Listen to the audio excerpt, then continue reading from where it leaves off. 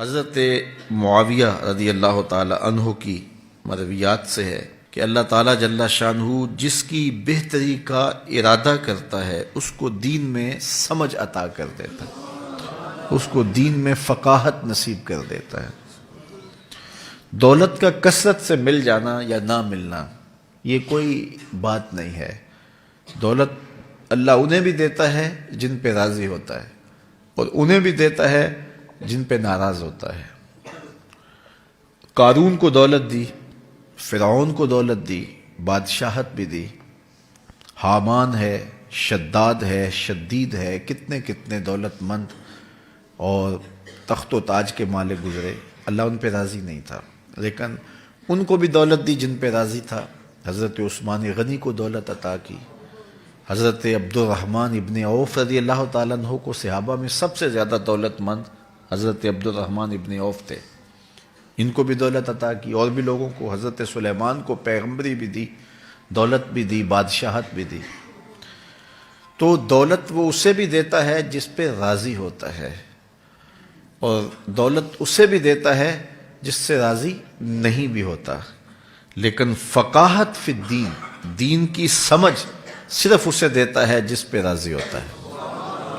تو جس کو دین کا فہم دے دیا گیا، دین کی سمجھ دے دی گئی، اللہ تعالیٰ اس پہ راضی ہے۔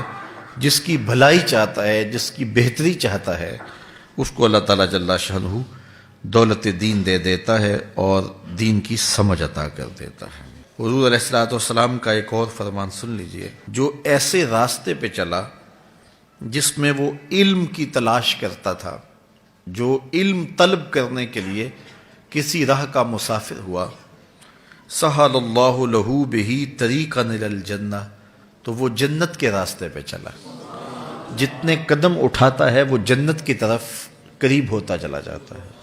تو راہ علم کے سفر میں اللہ نے اتنی برکتیں رکھی ہیں۔ حضرت سلیمان علیہ السلام کو اللہ نے اختیار دیا، یا دولت لے لو، یا بادشاہت لے لو، یا پھر علم لے لو، ان تین چیزوں میں اللہ نے ان کو ایک چیز اختیار کرنے کا اختیار دیا، یا دولت لے لو، یا بادشاہت لے لو، یا علم لے لو۔ انہوں نے کہا مالک مجھے علم دے دے۔ کہا اچھا تو نے علم کو اختیار کیا، دولت اور بادشاہت اس کے صدقے دے دی۔ ایک زمانے میں ایک ملک نے دوسرے ملک پر قبضہ کر لیا، تو جو بادشاہ وقت تھا اس کو گرفتار کر لیا۔ تو جب گرفتار کر کے دربار میں لایا گیا تو وہ جو دوسرے ملک کا محکوم بادشاہ تھا وہ سامنے کھڑا ہے، تو اس نے اس کو کہا کہ میں بھی چونکہ بادشاہ ہوں اور تم بھی اس سلطنت کے شہنشاہ رہے ہو، تو میں تمہیں قتل نہیں کرتا، تمہیں معاف کرتا ہوں، اور اب اس ملک میں تمہیں کوئی عہدہ دینا چاہتا ہوں، اب تم بتاؤ تم کون سا عہدہ قبول کرو گے۔ اب ہمارے حکمران ہوتے ہیں وہ کہتے ہیں وزیر خزانہ لگا دو، لیکن اس نے کہا مجھے معلم لگا دو، مجھے ٹیچر لگا دو۔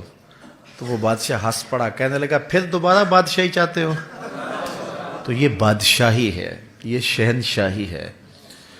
تو جو راہ علم پہ چلا وہ جنت کے راستے پہ چلا، اللہ اس کے لیے جنت کی راہیں بھی آسان کر دیتا ہے، اور دنیا پہ بھی اللہ تعالیٰ اس کو عزتوں سے نوازتا ہے۔ تعلیم و تعلم کا جہان حقیقی جہان ہے، تو باقاعدہ 8 سال کا کورس کرے یہ تو ہر شخص کے لیے ممکن نہیں ہے، لیکن سب کے اوپر لازم ہے کہ وہ ضروریات دین سیکھے، ان میں نماز، روزہ، حج، زکوٰۃ، اگر کاروبار کرتا ہے تو کاروبار کے مسائل، اسی طرح جو ہے وہ کفر، اسلام، بنیادی عقائد، یہ وہ چیزیں ہیں جو ہر ایک شخص کے اوپر جو ہے وہ سیکھنی واجب ہیں اور ضروری ہیں۔